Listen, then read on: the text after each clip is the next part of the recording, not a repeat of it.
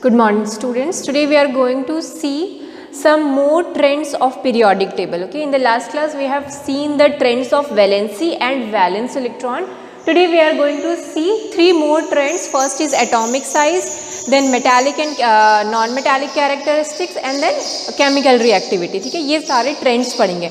Trends means मैं पहले ही बता चुकी हूँ. Trend means अगर हम किसी पीरियड में लेफ़्ट टू राइट जाएंगे तो एटॉमिक साइज बढ़ेगा कि घटेगा ये देखेंगे हम. ठीक है, वैसे ही किसी ग्रुप में ऊपर से नीचे आते हैं तो एटॉमिक साइज बढ़ेगा कि घटेगा हम ये देखेंगे. ठीक, सो एटॉमिक साइज का पहले तो मतलब क्या होता है देख लेते हैं. Atomic size means radius of the atom. हम सोचते हैं कि जो एटम है it is spherical in shape. ठीक है, हमने एटम को क्या मान लिया है, स्फेरिकल मान लिया है. तो अगर एटम स्फेरिकल है तो उसका साइज जानने के लिए हमको क्या पता चलना होना चाहिए, उसका रेडियस. ठीक है, सो एटॉमिक साइज से हम क्या मानते हैं कि एटॉमिक रेडियस क्या है. ठीक है, एटॉमिक रेडियस छोटा है कि एटॉमिक रेडियस बड़ा है, उससे हम किसी भी एटम का साइज मेजर कर सकते हैं. ओके, सो पहले देखते हैं कि एटॉमिक जो साइज़ है वो किसी पीरियड में हम जब लेफ़्ट टू राइट जा रहे हैं तो क्या हो रहा है. ठीक है, सो पीरियड में इसका क्या ट्रेंड है ये हम देखेंगे. सो मैं पीरियड नंबर 3 ले लेती हूँ या सेकंड ही ले लेती हूँ. Lithium, beryllium, boron, carbon, nitrogen, oxygen, fluorine और नियॉन. ठीक है, सो क्या होता है ना कि ये this is the period number 2. ठीक है, ये कौन सा है, पीरियड नंबर 2 है. आप अपनी बुक में देखना पीरियड नंबर 1 में सिर्फ 2 ही एलिमेंट्स है ना, हाइड्रोजन और हीलियम.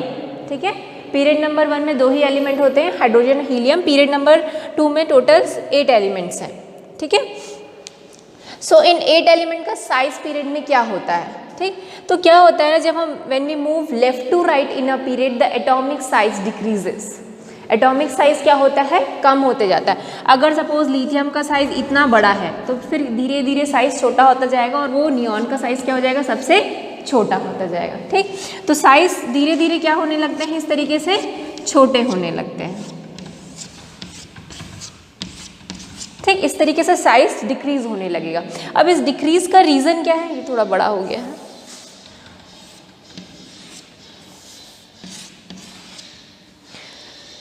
तो लिथियम का साइज सबसे बड़ा है और नियॉन का साइज सबसे छोटा.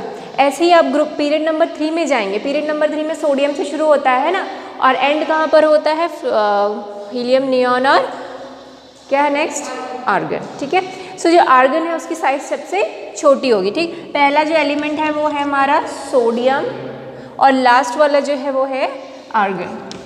ठीक, उसके बाद क्या होता है, सोडियम, मैग्नीशियम, एल्युमिनियम, फिर silicon, phosphorus, sulphur, then chlorine. ठीक, तो यहाँ भी वही ट्रेंड रहेगा, सोडियम सबसे बड़ा होगा और आर्गन सबसे छोटा. ठीक है, तो इतना समझ में आया कि एटॉमिक रेडियस जैसे जैसे हम पीरियड में जाते हैं वो कम होता जाता है. तो उसका रीज़न क्या है कम होने का.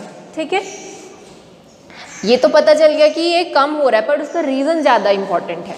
क्वेश्चन में पेपर में यही आता है एग्जाम में कि क्या रीज़न है कि जब हम पीरियड में लेफ़्ट टू राइट जाते हैं तो साइज़ कम हो रहा है, उसका रीज़न क्या है. तो रीज़न क्या है देखते हैं. देखो लिथियम का एटॉमिक नंबर कितना होता है, 3 है ना, बेरिलियम का 4, बोरॉन का 5, 6, 7, 8, 9 और 10. ठीक है, अब इसका इलेक्ट्रॉनिक कॉन्फ़िगरेशन बनाते हैं हम लोग सबका. जितने भी पीरियोडिक टेबल वाले क्वेश्चन होते हैं ना, सबका आंसर कहाँ लाई करता है, उनके इलेक्ट्रॉनिक कॉन्फ़िगरेशन पे. ठीक है, आप 9 अभी 10th में पढ़ रहे हैं पीरियोडिक टेबल, फिर 11th में फिर पढ़ेंगे, 12th में फिर पढ़ेंगे, जितनी भी क्लास में पढ़ेंगे 10th, 11th, 12th सब में जो है, चाहे वो F ब्लॉक एलिमेंट पढ़े, P ब्लॉक एलिमेंट, सबका आंसर कहाँ लाई करता है, उनके इलेक्ट्रॉनिक कॉन्फ़िगरेशन पे. ठीक है, तो जब भी इस चैप्टर से रिलेटेड क्वेश्चन आया ना, कुछ समझ में नहीं आया ना, तो एक बार इलेक्ट्रॉनिक कॉन्फ़िगरेशन बना के जितने भी कंसेप्ट मैंने पढ़ाया ना उसको एक बार रिकॉल करने की कोशिश करना, आपको आंसर मिल ही जाएगा कहीं ना कहीं से. तो इसका भी आंसर इलेक्ट्रॉनिक कॉन्फ़िगरेशन पे ही आएगा. इसका 2-1, 2-2, 2-3, 2-4, 2-5, 2-6, 2-7 और 2-8. देखो नंबर ऑफ शेल्स इंक्रीज हो रहे हैं क्या, नहीं, दोनों सब में ही नंबर ऑफ शेल्स क्या है, 2 शेल्स हैं. फर्स्ट शेल में K शेल है और ये L शेल है. नंबर ऑफ शेल्स इंक्रीज नहीं हो रहा है, ठीक है। सो सब में जो है बीच में क्या होता है, पॉजिटिव चार्ज प्रोटॉन होता है, और उसके बाद इस तरीके से शेल है, ठीक है, पहला शेल दूसरा शेल। अब देखो प्रोटॉन्स बढ़ते जा रहे हैं, प्रोटॉन समझते हैं, प्रोटॉन मीन्स जो उसका एटॉमिक नंबर है वही क्या होता है, प्रोटॉन। तो अगर लिथियम के केस में कितने प्रोटॉन हैं, 3 प्रोटॉन। 3 प्रोटॉन मिलके ये दोनों शेल को अपनी तरफ क्या कर रहे हैं, अट्रैक्ट कर रहे हैं। क्यों? क्योंकि शेल में क्या है, इलेक्ट्रॉन्स हैं, ठीक है, शेल्स में क्या है, इलेक्ट्रॉन है। इलेक्ट्रॉन कैसे चार्ज होते हैं, नेगेटिवली, है ना। इलेक्ट्रॉन में क्या चार्ज होता है, नेगेटिव। इसमें क्या चार्ज होता है, पॉजिटिव। तो पॉजिटिव नेगेटिव को अपनी तरफ क्या करेगा, अट्रैक्ट करेगा, पुल करेगा। अब क्या है कि यहाँ पर सिर्फ 3 ही प्रोटॉन हैं जो इसको पुल कर रहे हैं। अब जैसे जैसे आगे जाते जाओगे नंबर ऑफ प्रोटॉन्स क्या है, बढ़ते जा रहे हैं। मतलब ज़्यादा प्रोटॉन अब इसी 2 शेल को क्या कर रहे हैं, अपनी तरफ पुल कर रहे हैं। तो ज़्यादा लोग पुल करेंगे तो साइज़ क्या हो जाएगा, छोटा हो जाएगा ना। समझ रहे हैं क्या बोल रहे हैं। तो यहाँ पर तो सिर्फ कितने हैं, 3 हैं, 3 ही प्रोटॉन है।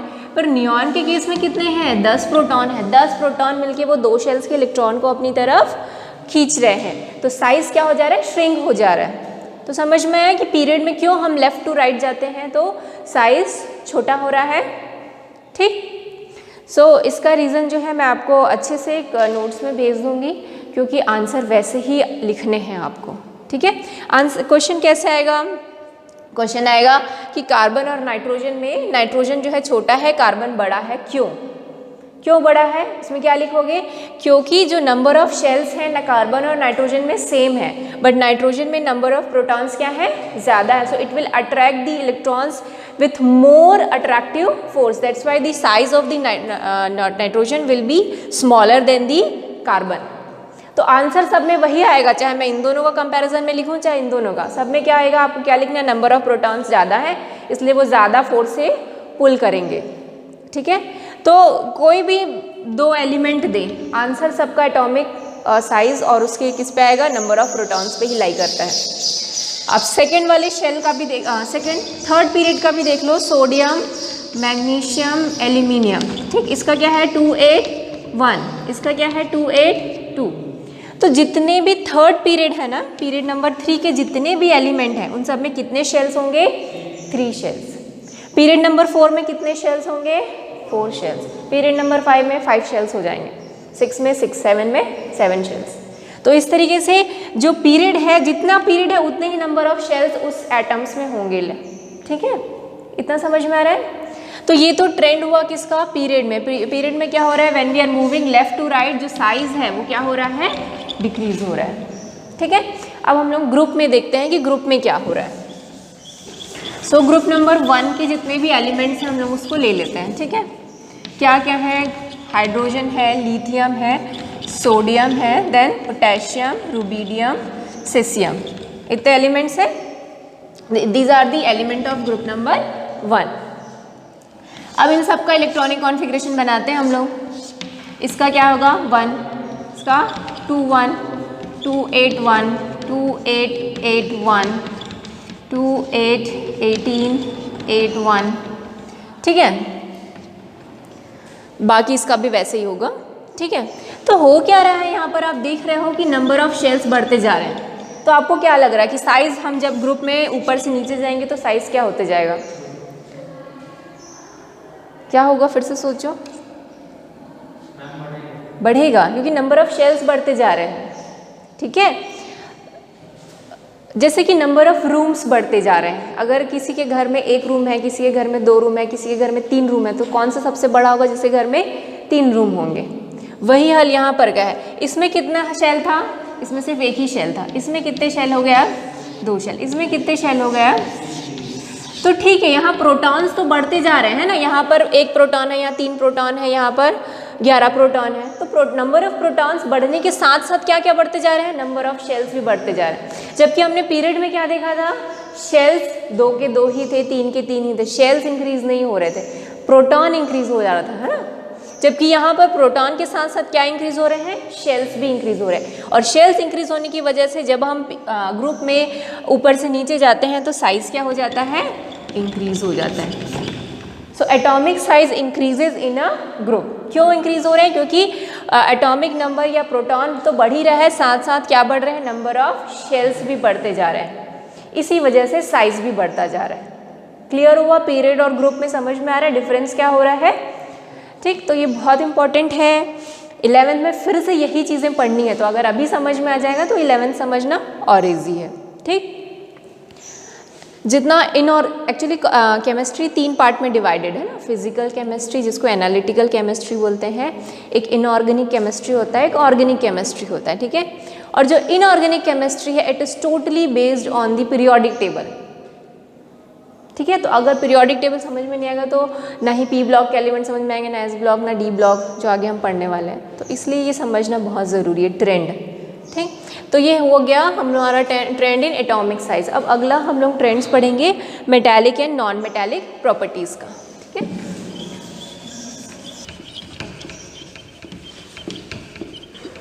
मेटालिक प्रॉपर्टी से क्या समझते हैं आप लोग?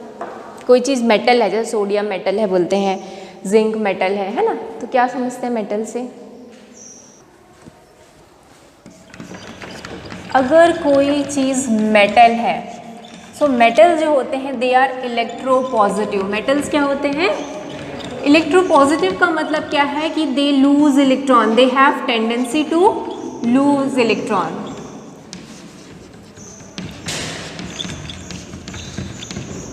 उनकी टेंडेंसी इलेक्ट्रॉन लूज करने की होती है। जैसे कि सोडियम का आयन क्या बनता है? Na+ बनता है या Na- बनता है? प्लस। Na+ क्यों बनता है?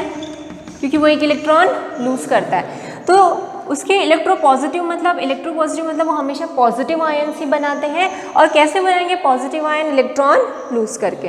तो कोई भी मेटल लो, चाहे सोडियम लो, चाहे मैग्नीशियम या आयरन, कॉपर, गोल्ड, सिल्वर, इन सब की टेंडेंसी क्या होगी? इलेक्ट्रॉन लूज करने की। इलेक्ट्रॉन लूज करके ये क्या बनाएंगे? कैटायंस ही बनाएंगे।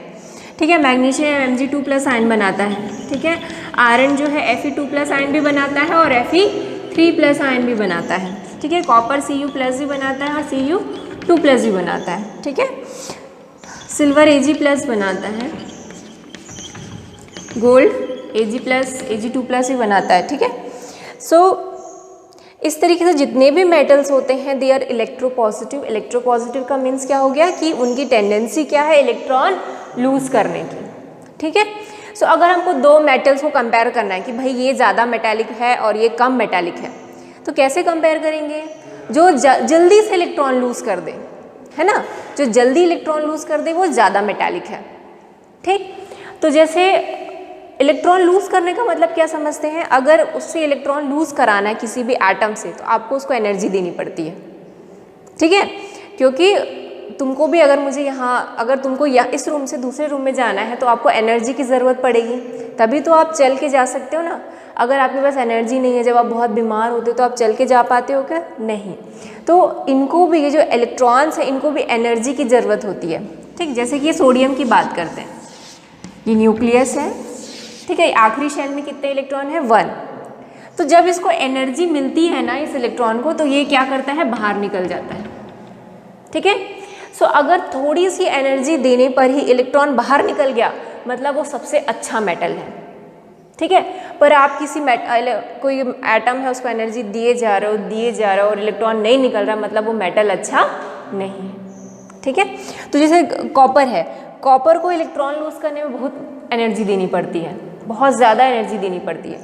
बट अगर सोडियम से आपको इलेक्ट्रॉन निकालना है ना तो बहुत ही मिनिमम एनर्जी में वो इलेक्ट्रॉन क्या कर लेता है? रिलीज कर देता है। समझ रहे हैं? सो मेटालिक कैरेक्टर मीन्स वो कितनी जल्दी इलेक्ट्रॉन लूज कर रहा है, कितनी मिनिमम एनर्जी देने पर वो इलेक्ट्रॉन लूज करता है, वो उतना ही अच्छा मेटल होता है। ठीक है, सो मेटालिक कैरेक्टरिस्टिक समझ में आ गया। अब हम लोग देखते हैं नॉन मेटल से क्या समझते हैं आप लोग। इसी की तरीके का डेफिनेशन होगा नॉन मेटल के लिए भी। कुछ गैस कर सकते हैं आप लोग? हाँ, वो क्या होंगे?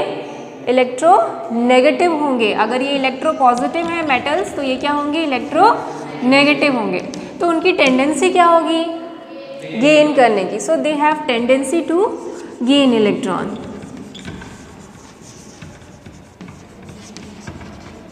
एक आध एग्जाम्पल बता सकते हैं?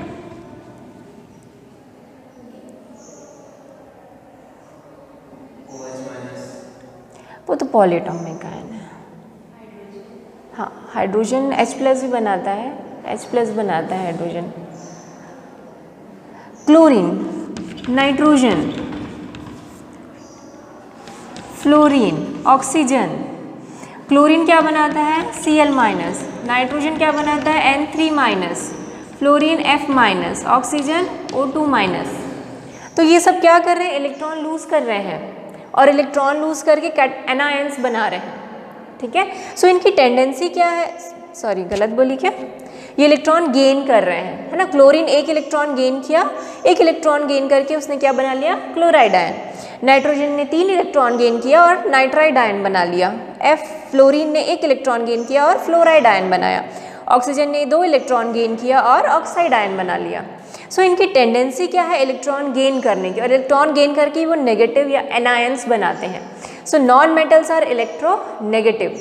इसका मतलब है कि जो non metal easily electron gain कर ले वो सबसे अच्छा नॉन मेटल है, और जो इजीली इलेक्ट्रॉन गेन ना कर पाए वो अच्छा नॉन मेटल नहीं है, ठीक है। तो हम इस चैप्टर से यही क्वेश्चन आते हैं कि कौन सा ज़्यादा मेटालिक होगा, कौन सा कम मेटालिक होगा, कौन सा ज़्यादा नॉन मेटालिक होगा, कौन सा कम नॉन मेटालिक होगा, ठीक है। और इसी कैरेक्टर से उनकी रिएक्टिविटी भी हम लोग डिसाइड कर सकते हैं। अगर कोई जो हमारा नॉन मेटल है वो इलेक्ट्रॉन गेन कर लेता है, मतलब वो बहुत अच्छा रिएक्टिव एलिमेंट है, ठीक है। जैसे फ्लोरीन बहुत रिएक्टिव होता है। क्यों रिएक्टिव होता है? वो इजीली इलेक्ट्रॉन गेन कर लेता है, इसलिए वो फ्लोरीन क्या है? बहुत ही रिएक्टिव नॉन मेटल है, ठीक है। सो नॉन मेटल की रिएक्टिविटी डिपेंड करती है कि वो कितने अच्छे से इलेक्ट्रॉन गेन कर पा रहा है, और मेटल्स की रिएक्टिविटी इस पर डिपेंड करती है वो कितने अच्छे से इलेक्ट्रॉन लूज कर पा रहे हैं, ठीक है। सो मेटल और नॉन मेटल क्लियर हो गया। अब इसका हम लोग ट्रेंड देखेंगे कि मेटालिक कैरेक्टर का और नॉन मेटालिक का क्या ट्रेंड है, ठीक है। तो पहले हम लोग देखते हैं अक्रॉस ए पीरियड, है ना, पीरियड में क्या ट्रेंड है। तो सेकेंड पीरियड्स के जो एलिमेंट है वो फिर से ले लेती हूँ मैं। Lithium, beryllium, boron, carbon, nitrogen, oxygen, fluorine, neon. आपको देख के कुछ लग रहा है क्या कि मेटालिक कैरेक्टर क्या हो रहा होगा? इधर से इधर जाएंगे तो मेटालिक कैरेक्टर इंक्रीज हो रहा होगा कि डिक्रीज हो रहा होगा? डिक्रीज हो रहा होगा। ये मेटल्स हैं, लिथियम बेरिलियम मेटल्स हैं, ठीक है। बोरॉन मेटलॉइड्स है। कार्बन से पूरा यहाँ तक क्या है? सारे के सारे नॉन मेटल्स हैं। ये सारे नॉन मेटल्स हैं। क्यों? क्योंकि ये सारे, ये तो खैर छोड़ो इसका, ये सब नेगेटिव। कार्बन जो है ना, असल में छोड़ो इसका इसलिए बोले क्योंकि ये कैटायंस एनायंस नहीं बनाता, ये इलेक्ट्रॉन शेयर ही करता है, ठीक है। इसकी अलग ही कहानी है कार्बन की। सो नॉन मेटल्स हैं क्योंकि ये एनायंस बनाते हैं। ये क्या बनाता है? N3-, ये क्या बनाता है? O2-, ये क्या बनाता है? F-, और इसकी तो नहीं, छोड़ो नहीं, इसकी ज़ीरो होती है। नियॉन की जो वैलेंसी होती है वो क्या होती है? ज़ीरो। क्यों? क्योंकि इसका ऑक्टेट कंप्लीट होता है, तो भी वो क्या है? नॉन मेटल ही है। नियॉन क्या है? एक नॉन मेटल है, ठीक। सो लिथियम जो है सबसे ज़्यादा मेटालिक होता है इन सब में, इन सारे पीरियड में मैं जितने भी एलिमेंट्स हैं उसकी बात करूँ। So this is the most, it has most metallic characteristic. तो जैसे जैसे हम पीरियड में लेफ़्ट टू राइट जाते हैं, मेटालिक कैरेक्टर क्या होता है? डिक्रीज होता है, ठीक है। सो मेटालिक कैरेक्टर डिक्रीज हो रहा है। अब नॉन मेटालिक कैरेक्टर की बात करते हैं। तो नॉन मेटालिक कैरेक्टर इंक्रीज हो रहा है। देखो ये सारे क्या हैं? ये दोनों क्या हैं? मेटल्स हो गए। मेटल्स के बाद क्या आ गया? मेटलॉइड। मेटलॉइड क्या होता है? कभी कभी मेटल, कभी कभी नॉन मेटल, ठीक है। और पहले मेटल्स, मेटलॉइड, फिर नॉन मेटल्स, मतलब नॉन मेटालिक कैरेक्टर इंक्रीज हो रहा है।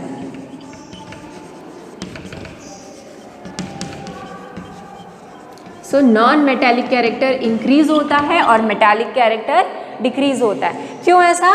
क्योंकि इनकी टेंडेंसी टू लूज इलेक्ट्रॉन वो कम हो रही है और tendency to gain electron increase हो रही है ना। फ्लोरीन बहुत इजीली इलेक्ट्रॉन गेन कर सकता है एज कम्पेयर टू ऑक्सीजन, क्योंकि फ्लोरीन को तो एक ही इलेक्ट्रॉन गेन करना है। ऑक्सीजन को कितने इलेक्ट्रॉन गेन करने हैं? 2। नाइट्रोजन को 3। तो 3 इलेक्ट्रॉन गेन करना ईजी नहीं होता किसी भी एटम के लिए, ठीक है ना।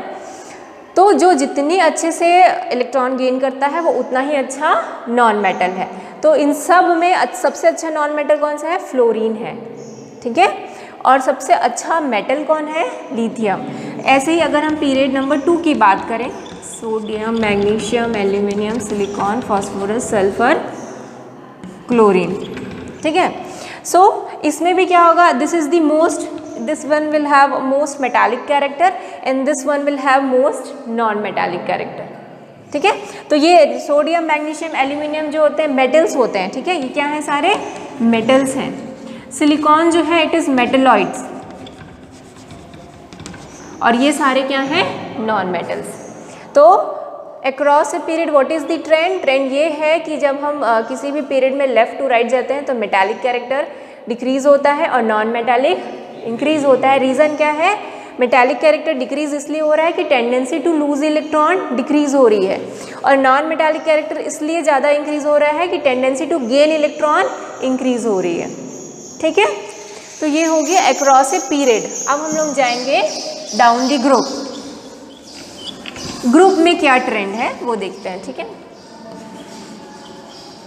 Down the group. So group में मेटालिक और नॉन मेटालिक के लिए हम अलग अलग टाइप के ग्रुप लेंगे। जो ग्रुप नंबर 1 है ना, ग्रुप नंबर 1 में lithium, sodium, potassium, rubidium, caesium, ये सारे मेटल्स हैं। ये सब क्या है? मेटल्स हैं। So group number 1, group number 2, उसके भी जितने भी ग्रुप नंबर 2 के एलिमेंट्स हैं ना, क्या क्या हैं?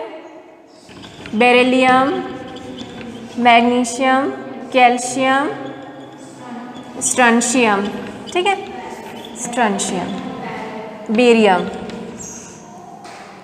ग्रुप नंबर 17 की बात करते हैं, ठीक है। ये सारे मेटल्स हैं और वो सारे नॉन मेटल्स, ठीक है। सो जब हम किसी भी ग्रुप में डाउन द ग्रुप जाते हैं, मेटालिक कैरेक्टर इंक्रीज होता है। क्या होता है? मेटालिक कैरेक्टर इंक्रीज होता है। इंक्रीज हो रहा है मतलब सीसियम बहुत जल्दी इलेक्ट्रॉन लूज करता है, ठीक है। सीसियम का यूज़ ना एज अ सोलर पैनल्स में भी सीसियम का यूज़ करते हैं, क्योंकि वो सन जैसे ही उस पर पड़ता है ना सीसियम पे, वो तुरंत इलेक्ट्रॉन लूज कर देता है। और इलेक्ट्रॉन लूज किया मतलब आपने इलेक्ट्रिसिटी पढ़ ली है, पढ़ी है इलेक्ट्रिसिटी फिजिक्स में। इलेक्ट्रॉन का मोशन होने लगेगा। इलेक्ट्रॉन का मूवमेंट ही क्या होता है? करंट होता है ना। इलेक्ट्रिसिटी क्या होता है? मोशन ऑफ इलेक्ट्रॉन या मोशन ऑफ चार्ज पार्टिकल। तो सीसियम ने जैसे इलेक्ट्रॉन लूज किया, वो इलेक्ट्रॉन जो है वो फ्री हो गया, वो इधर उधर मूव करेगा और इलेक्ट्रिसिटी जनरेट हो जाएगी। तो सीसियम का यूज़ हम कहाँ करते हैं? जो सोलर पैनल्स में जो मेटल्स लगे होते हैं ना, उसमें यूज़ करते हैं, क्योंकि सीसियम थोड़ा सा भी सनलाइट उस पर पड़ा तो वो इलेक्ट्रॉन क्या करता है? रिलीज कर देता है। समझ रहे हैं? तो इन सब में जो सीसियम है, it has most metallic characteristic. Why? Because it can lose electron very easily. So tendency to lose electron is increasing when we go down the group. क्या इंक्रीज हो रहा है? इंक्रीज हो रहा है टेंडेंसी टू लूज इलेक्ट्रॉन। ऐसा क्यों होता है? क्यों ऐसा होता है? इसका रीज़न इनके साइज पे डिपेंड करता है। लिथियम में जैसे मैंने बताया कितने शेल होंगे? लिथियम में 2 शेल। सीसियम में सेकंड है, थर्ड, फोर्थ, फिफ्थ, सिक्स्थ, ठीक है, 6 शेल होंगे, 5 और ये 6, ठीक है, 6 शेल्स हैं। अब ये देखो बेचारा एक छोटा सा प्रोटॉन, ये इधर के इलेक्ट्रॉन को क्या अपनी तरफ अट्रैक्ट कर पाएगा उतने फोर्स से? डिस्टेंस बहुत है ना। न्यूक्लियस और ये लास्ट इलेक्ट्रॉन का डिस्टेंस क्या है? बहुत ही ज़्यादा है। तो अट्रैक्शन फोर्स क्या है? कम है ना। न्यूक्लियस का अट्रैक्शन फोर्स बहुत ही कम है, तो ये क्या कर सकता है? इजीली इलेक्ट्रॉन लूज करेगा। जैसे ही एनर्जी पड़ी इस पर, सनलाइट पड़ा, इसने इलेक्ट्रॉन क्या किया? लूज किया, क्योंकि ये उतना टाइटली बॉन्डेड नहीं है न्यूक्लियस से, ठीक है ना। जबकि यहाँ पर देखो डिस्टेंस क्या है? कम है। न्यूक्लियस की और लास्ट इलेक्ट्रॉन की डिस्टेंस बहुत ही कम है। तो यहाँ पर क्या है? स्ट्रॉन्ग फोर्स ऑफ अट्रैक्शन है। तो किसी को अगर आप कस के पकड़े रहोगे तो उसको छुड़वाने में दिक्कत तो होगी कि नहीं। तुम्हारा कोई हाथ पकड़ के बैठा है कस के, तो उसको छुड़वाने में दिक्कत होगी। तो यहाँ भी वही प्रॉब्लम है। इसको ये जो है न्यूक्लियस कस के पकड़ के रखा है, तो अगर आप बहुत ज़्यादा एनर्जी दोगे तभी ये इलेक्ट्रॉन क्या करेगा? लूज करेगा, ठीक है। सो अगर मैं लिथियम और सीसियम की कंपैरिजन करूँ तो caesium is the most metallic in character because it can lose electron easily. Why it can lose electron easily? Because the distance between the nucleus and the last electron is very high. The distance is very large. So ये distance large है, उसकी वजह से जो effective nuclear charge है वो बहुत ही कम है, ठीक है. effective nuclear charge क्या बहुत कम है, इस वजह से वो easily electron lose करेगा. So metallic character group में क्या हो रहा है, बढ़ रहा है, जबकि पीरियड में हमने क्या देखा था, कम हो रहा था. अब नॉन मेटालिक की बात करते हैं. तो नॉन मेटालिक कैरेक्टर जो है it decreases when we go down the group. Non metallic character decreases, ठीक है. So when we go down from top to bottom the non metallic character decreases. Why? Because the tendency to gain electron decreases, ठीक है. Tendency to gain electron क्या होता है, decrease होता है. Tendency to gain electrons decreases, इसलिए non metallic character भी decrease हो रहा है. क्यों भाई, क्यों ऐसा हो रहा है कि ये इलेक्ट्रॉन अच्छे से गेन नहीं कर पा रहे हैं? तो अगेन उसका आंसर कहाँ है, उसकी साइज पे. देखो फ्लोरीन की साइज क्या है, छोटी सी. अब यहाँ पर कोई इलेक्ट्रॉन आ रहा है तो साइज कम है, ये आने वाले इलेक्ट्रॉन को क्या करेगा, अपनी तरफ इजिली अट्रैक्ट कर लेगा, न्यूक्लियस पास में है.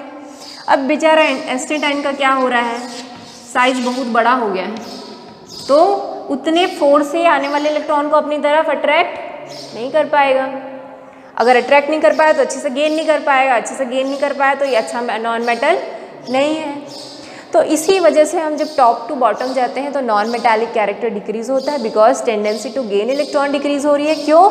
क्योंकि जो साइज है बढ़ता जा रहा है, इसलिए जेड इफेक्ट, इसको बोलते हैं इफेक्टिव न्यूक्लियर चार्ज. क्या बोलते हैं उसको? इफेक्टिव न्यूक्लियर चार्ज है वो कम हो रहा है. इफेक्टिव न्यूक्लियर चार्ज डिक्रीज हो रहा है, इसी वजह से वो अच्छे से इलेक्ट्रॉन गेन नहीं कर पा रहा है और उसका नॉन मेटालिक कैरेक्टर कम है, ठीक है. सो ये भी बहुत इंपॉर्टेंट है, इससे भी क्वेश्चन आते हैं एक दो को हर साल. ऑल्टरनेट ईयर्स में नॉन मेटालिक और मेटालिक पे क्वेश्चन आते ही हैं, ठीक है. समझ में आ रहा है क्यों ऐसा हो रहा है. अब रिएक्टिविटी की बात करते हैं. तो रिएक्टिविटी भी इस पर ही डिपेंड करता है. केमिकल रिएक्टिविटी तो दिया नहीं है आपके में, फिर भी इसे मैं बता देती हूँ.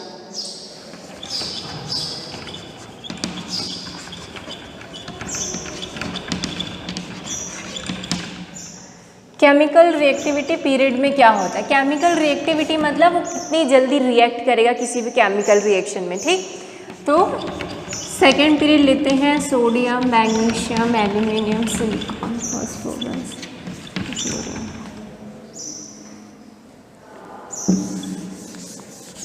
नोबल गैस को जनरली हम लोग इंक्लूड नहीं करते हैं क्योंकि नोबल गैस तो लीस्ट रिएक्टिव है ना. वो नोबल गैस इसीलिए उनका नाम है क्योंकि वो रिएक्शन में पार्टिसिपेट बहुत ही कम करते हैं, क्योंकि उनका ऑक्टेट क्या होता है, कंप्लीट होता है. कोई भी एटम वो रिएक्ट क्यों करता है किसी दूसरे एटम से, ताकि वो अपना ऑक्टेट क्या कर सके, कंप्लीट कर सके. या तो वो लूज करके ऑक्टेट कंप्लीट करता है या गेन करके. क्या गेन करता है, इलेक्ट्रॉन्स, ठीक है. सो जो पीरियड में जाएंगे ना तो सबसे पहले जो है केमिकल रिएक्टिविटी डिक्रीज होती है, ठीक है, और उसके बाद इंक्रीज होती है, ठीक है. Sodium, magnesium, aluminium reactivity decrease हुई क्योंकि ये मेटल्स हैं, ठीक है.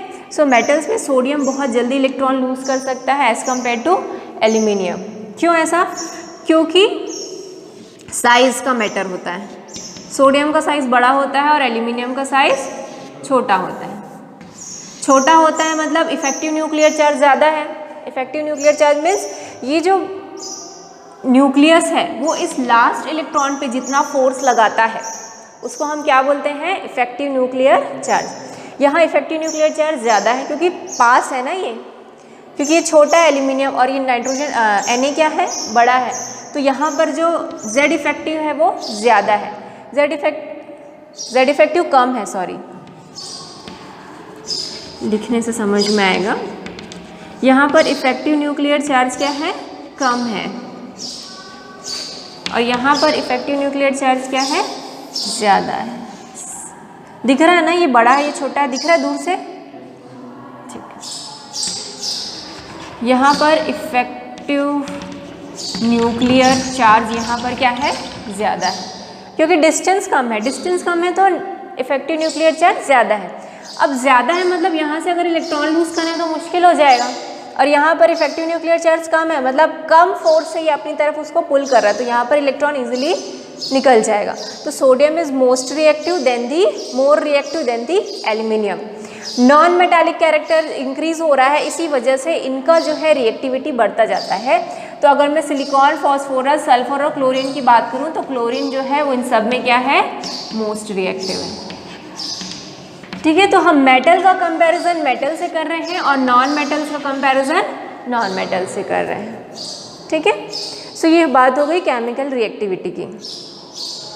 अब एक लास्ट टॉपिक है इनका, ऑक्साइड कैसा होता है। तो आपको मैंने बताया था क्या मेटल के ऑक्साइड का क्या नेचर होता है, अभी क्वेश्चन भी पूछा था। Basic, metal oxides are basic in nature, और जो नॉन मेटल के ऑक्साइड है वो एसिडिक इन नेचर। ठीक है, तो अगर सोडियम जो बनाएगा ऑक्साइड वो कैसा होगा, बेसिक। मैग्नीशियम का ऑक्साइड बेसिक, एल्युमिनियम का ऑक्साइड बेसिक, बट इधर अगर ये लोग ऑक्साइड बनाएंगे तो ये सारे क्या होंगे, एसिडिक इन नेचर होंगे। ठीक है, तो आखिरी जो टॉपिक था यही था कि कौन सा बेसिक ऑक्साइड बनाता है, कौन सा एसिडिक ऑक्साइड बनाता है। तो मेटल्स जो होते हैं दे मेक बेसिक ऑक्साइड, और जो नॉन मेटल होते हैं वो क्या बनाते हैं, एसिडिक ऑक्साइड। ठीक है, समझ में आ गया ये चैप्टर। इसमें इम्पॉर्टेंट पॉइंट था इफेक्टिव न्यूक्लियर चार्ज, इसका पीछा 12th तक नहीं छूटेगा। ये जो टर्म है इसका पीछा 12th तक नहीं छूटेगा। इफेक्टिव न्यूक्लियर चार्ज किस पे डिपेंड करता है, एटम्स की साइज पे। किस पे डिपेंड करता है, इफेक्टिव न्यूक्लियर चार्ज मीन्स जो न्यूक्लियस है वो आखिरी इलेक्ट्रॉन पे कितना फोर्स लगा रहा है।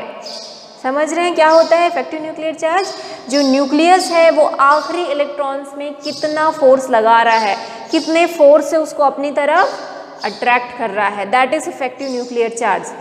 तो साइज बढ़ जाएगा तो इफेक्टिव न्यूक्लियर चार्ज कम हो जाएगा, और साइज छोटा है तो इफेक्टिव न्यूक्लियर चार्ज बढ़ जाएगा, है ना।